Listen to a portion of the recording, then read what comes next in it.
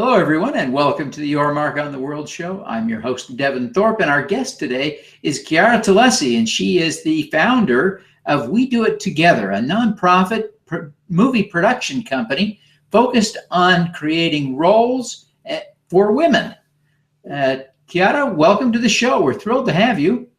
Oh, thank you for having me, and thank you for your support for We Do It Together. Well, I want to talk about the situation first. Yes. Review for us what you perceive as the problem for women in Hollywood. Well, I believe that the problem for women in Hollywood, actually the problems, there are more than one. First of all is how women are portrayed in the screens. So it's very limited. In United States, 83% of the leading roles in a movie are actually male roles. So that leaves us with a small percentage.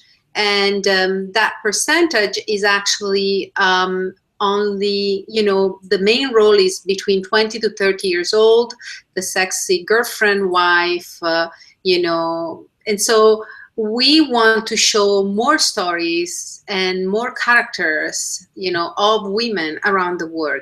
Because I think when I watch a movie like Erin Brockovich, I get entertained.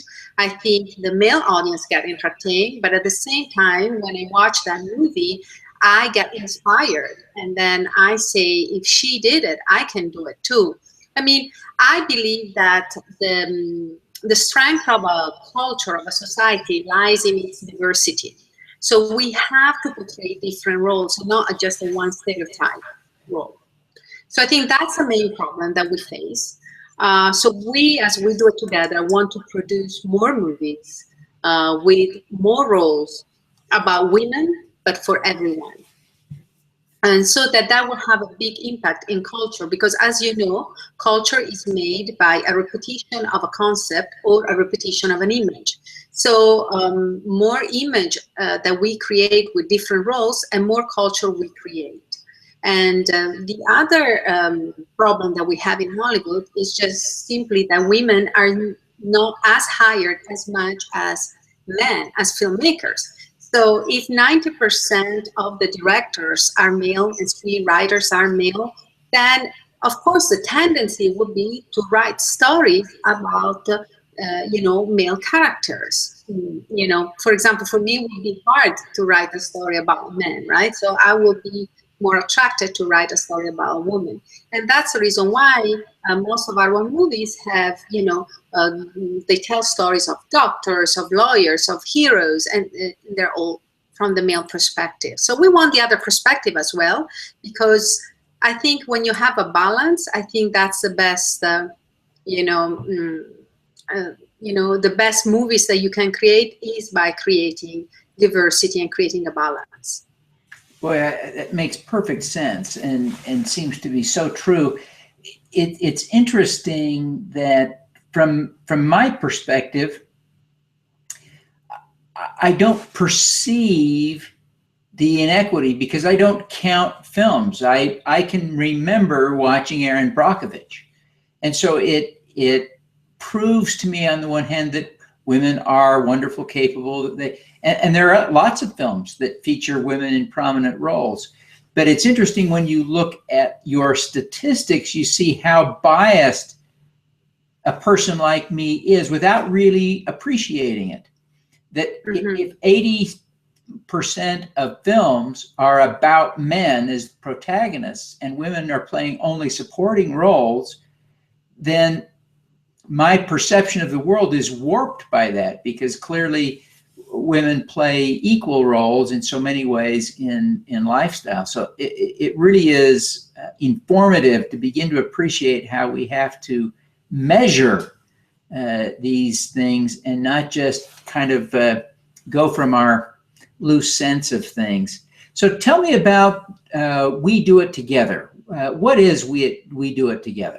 We Do It Together is a non-profit film production company. Now, the first question we usually get asked is, why is a non-profit, right? The non-profit is actually a different way of producing movie. Basically, we have access to certain money that otherwise we wouldn't, like foundation money, government, sponsor money, donation money, right? And we need to reinvest the profit into the company to create more movies. Now, this doesn't mean necessarily that people will get paid, obviously, but what it allows us is if we have this problem, and we talk about this problem, okay, about gender inequality in the movie industry. But believe it or not, since 2002, numbers have not changed of 1%. So from 2002 to 2015, we still have only 7% women directors. Okay, 7%. It doesn't go more than that, not even 1%. Okay, so if numbers are not changed, what does it mean? It means that in order for us to make this movie, we need the money. And so maybe Hollywood is not giving the money to make this movie. So we have to think outside of the box, because we cannot just stop there. Because nowadays we represent, as women, 52% of the population. So we are the biggest minority. And we want to be represented as well, right?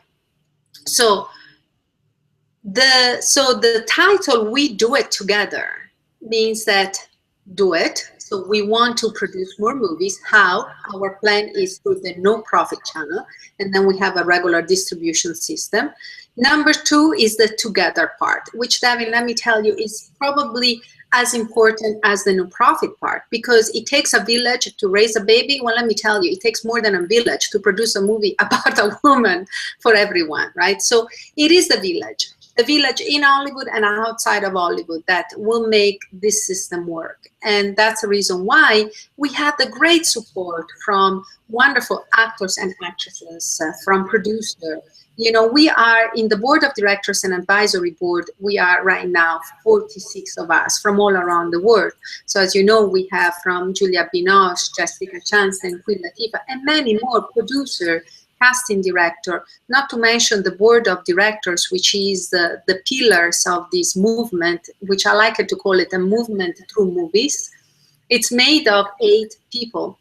And yesterday we had 8 professional people. We had a big, long board of director meetings until 11:30 at night. So what is amazing is we're all very busy, but at night we got together and we try to find a way, you know, to produce this movie and to create the village that is not just in the United States. So what is my dream? My dream is that We Do It Together will become the first no-profit film studio, and that will open branches all around the world.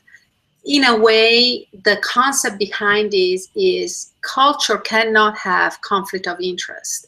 If we are creating culture, we should be having the government, you know, like it happens in Europe. As you know, in Europe, the government in most of the countries set aside a certain amount of money to produce movies that have a cultural impact, right? So if in 2016, there's still, you know, in Argentina, every 30 hours a woman gets killed, in Italy every 4 days, in France every 3 days, you know, for domestic violence, something is wrong in our culture.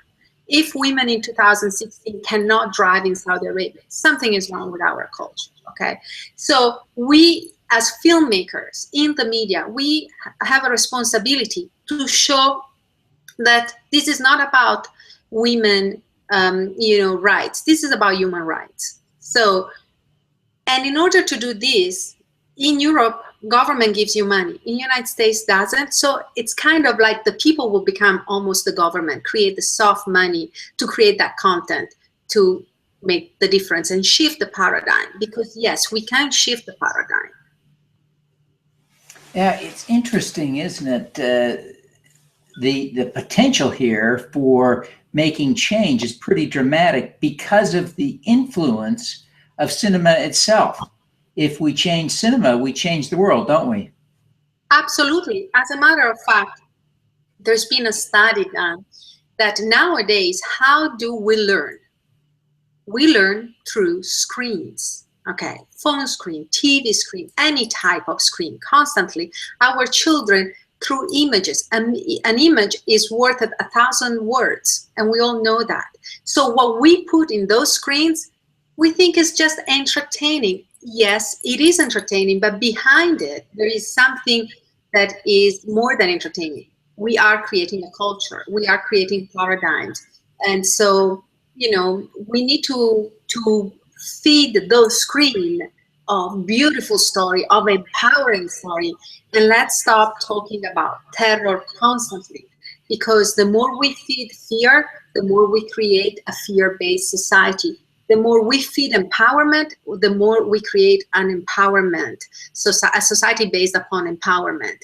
And this shouldn't be about men and women. It should be about human beings. But we're not there yet, because right now it's very unbalanced. This is the story we tell about men, and this is the story we tell about women. So we need to get there. Our dream, as we do it together, is to have a gender-blind society, and so that we are able to just tell story of men or women, doesn't matter, but they are beautiful story, empowering story. One more element of the we do it together is that men and women together are doing this. This is not a 45 members, female and women. No, we have men. We have the support of men. We don't want to preach to the choir. We want your support. Because I think it's as important as the women's support. As we think about these issues, I know that you are becoming a real role model for a lot of people in the film industry, especially women. Who do you look up to? Who inspires you? Well, there are many women in in my life that inspire me. From Jane Goodall, from Oriana Fallaci, for example, from Coco Chanel. Women that had a dream, and they wanted to reach that dream, and they went through adversity, because sometimes we believe that reaching a dream, you have to reach it right away. No, I think it's the journey. You probably don't succeed in your dream right away. It's the journey. And the journey, it's made of a lot of, you conquer a lot of things, but you lose a lot of things. But that's a process of evolvement of a human being. And so I look up at them. So when I fail, when I think what I call failures that in reality is experience, right? And they're as important as the victories, maybe even more important. I look up at those stories where, of course, it was for them hard enough as well to reach their dreams. So I'm Italian, Oriana Fallaci, as a writer and as a journalist, being one of the first journalists to interview during the, different wars around the world, the head of states, and have the guts of telling them what she thought.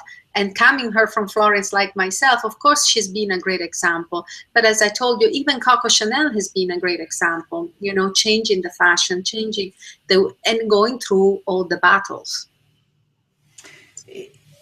As I think about these issues, I appreciate that women are important and underrepresented in Hollywood, both behind the camera and in front of the camera.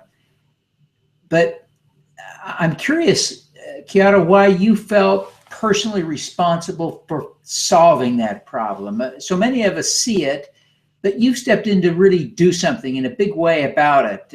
Why did you feel so personally connected to this issue? Well, it actually, how it happened was that Katja Lund, the director, which I've worked with her before, we met in Los Angeles. She has a beautiful project together with Frida Pinto, and together with Sandra Lucchesi. And so she wanted to, say, let's join venture in producing this movie. And then all of a sudden, in that same week, other two people came to me with different stories about women. And I said, we're never going to produce this, because who is going, it's very hard for Hollywood to give money to a story, based upon a woman. So that's when I start thinking there must be a way, because my passion in any form of entertainment, what I like to say in art is I use entertainment or art as my form of activism. I mean, I get inspired by watching movie or by looking at a painting. My mother is a painter, so I grew up. My father is a businessman, so the two worlds always been together, right? And so that's the reason why I then, you know, that situation created then in my mind there is a big problem, and I start to research it, and then I said, well, maybe we can try to solve it like this. And then of course, you know, I went to the board of directors, which, you know, are amazing because there are 8 fighters and you know, doers and believers and high professional in Hollywood and outside of Hollywood decided, let's do this together. And so that's how the journey, you know, a next step will be to go to Cannes to announce our first movie. So that's our next you know, challenge and battle. And so this is how it all started. Fantastic. Well, Chiara, I have one last question for you here, and that is, we ask all of our guests for an impact hack, some tip that would help us do more good in the world, have more impact. What would you suggest? Well, to do more good, I think when Gandhi said, be the change you want to see in the world, I think the reality is that in order to do good, you need to be good. So you have to start within yourself. And all of us have to do that. And sometimes it's not easy because we don't want to see certain things of ourselves. But when we embrace, I was with this screenwriter the other day who told me something that, you know, I've heard many times, but that day struck on me, you know, in particular. The strength of a character in a movie, it's due to his weakness, right? And we need to embrace our weakness. So how is our first impact? The first impact is to embrace our weakness in order then to be aware and then make the change. And so that's the first tip that I'm working on myself constantly, you know, so then be the change you want to see. And the other one, if I could say it, is please support us at the We Do It Together. So www.wedoittogether.org, where you can donate and help to, you know, make these movies and change the social paradigm about women. Fantastic. Well, Chiara, thank you very much for being with us. Before you go, tell us how people can learn more and get in touch with you. Well, again, is the website, and also there is an email where you know, they can write to us. It's contact@wedoittogether.org. So, you know, please reach out to us if you have any you know, type of support or ideas, and that would be wonderful. And Devin, I want to thank you so much for supporting us and for giving us exposure. Well, thank you. We appreciate you taking the time to be with us today, and wish you every success in changing the whole game for women in Hollywood. Thank you so much. All righty. Let's do some good. All right. Thanks.